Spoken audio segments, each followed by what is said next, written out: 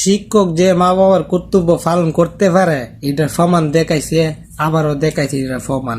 কারণ বিমান দুর্ঘটনায় উত্তরা যে মারা গেছে, যতগুলা ছাত্র মারা গেছে, স্কুলের টিচার কি করছে, 20টা ছাত্র বাই করছে। 20টা ছাত্র বাই করার পরে যে ম্যাডামে বাচ্চাটি বাই করছে, ই ম্যাডামই লাস্টে মারা গেছে। 20টা বাচ্চা বাই করছে, হয়তো এই ম্যাডামে বাচ্চাটা যদি না বাই করতো 20টা বাচ্চা মারা যাইত, 20টা বাচ্চাই মারা যাইত।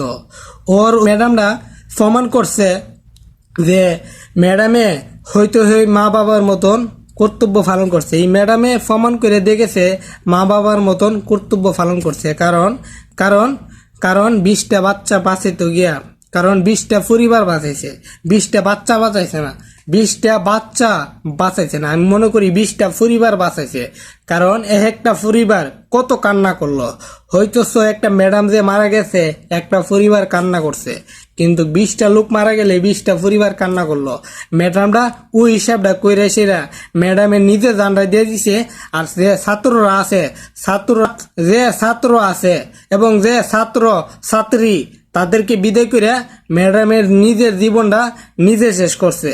আল্লাহর দ্বারে দোয়া করি ম্যাডামটা যেমন ব্যস্ত নসিব করে।